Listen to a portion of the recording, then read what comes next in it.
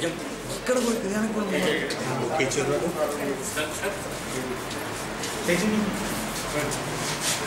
Command camp but ఇది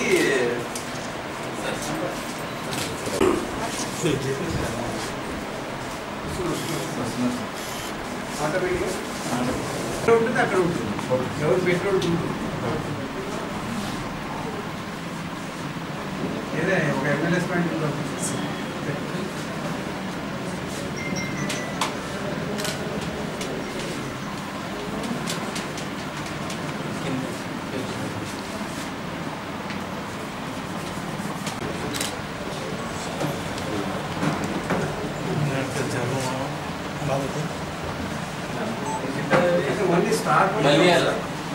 అంటే అన్ని కనిపిస్తుంది అన్ని ఒక్కొక్క దాంట్లో 8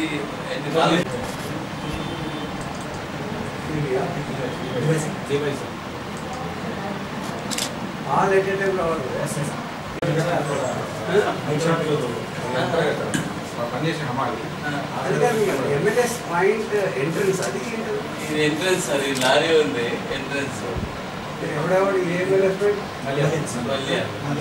ఒకసారి డిఎస్ వాళ్ళు పోయినట్టు సీరియల్ అడ్డంతో బ్యాగ్ ఎత్తుకోపోతారా ఎట్లా ఏంటి అక్కడ ఫ్యామిలీ ఉంటుందా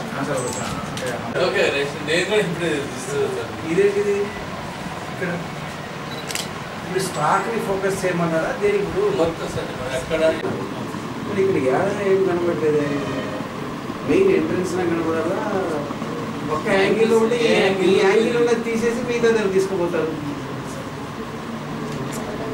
వాళ్ళు పెట్టే ఫిక్స్ కెమెరా ఇదంతా మలయాళం మొత్తం మలయాళం ఒక దాంట్లో 9 కెమెరాస్ లేదు ఒక 9 సపరేట్ ఆపరేటర్ ఎంట్రన్స్ పక్కనే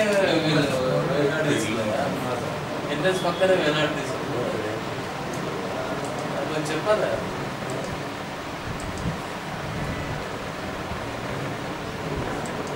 అన్నిటి కాడ అయితే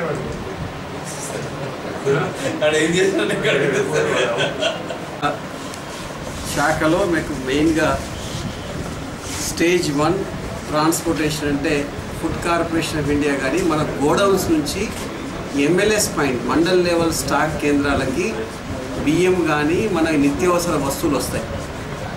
అదేవిధంగా మండల కేంద్రాల్లో మండల్ లెవెల్ స్టాక్ పాయింట్స్ నుంచి రేషన్ షాప్కి మళ్ళా ఇక్కడి నుంచి అక్కడికి ఈ నిత్యావసర వస్తువులు తీసుకెళ్తారు లారీల్లో.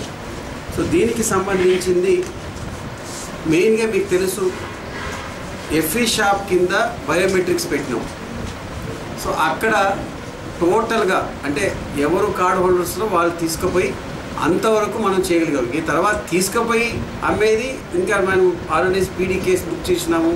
రీసైక్లింగ్ కాకుండా దాని ప్రయత్నం కూడా చేస్తున్నాం. అంటే రేషన్ షాప్ లెవెల్లో ప్రాపర్ డిస్ట్రిబ్యూషన్ కోసం మంచి పంపిణీ కోసం ఎవరైతే కార్డ్ హోల్డర్ ఉన్నారో వారికి పంపిణీ చేయడానికి ఇప్పటికే రాష్ట్ర ప్రభుత్వం చర్య తీసుకుంది. మన జిల్లాలో కూడా బయోమెట్రిక్ బేస్డ్ అంటే బయోమెట్రిక్ అంటే మనం ఇవన్నీ పెట్టుకొని బయోమెట్రిక్ బేస్డ్ డిస్ట్రిబ్యూషన్ జరుగుతూ ఉంది.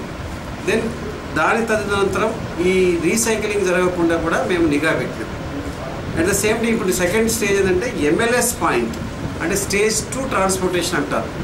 ఈ MLAs point mandal level stock points నుంచి ఈ ఎఫ్ఈ షాప్ పోయే దారిలో కూడా మా అనుమానాలు ఏంటంటే అసలు మండల్ లెవెల్ స్టాక్ పాయింట్కి వచ్చే రాని పరిస్థితి.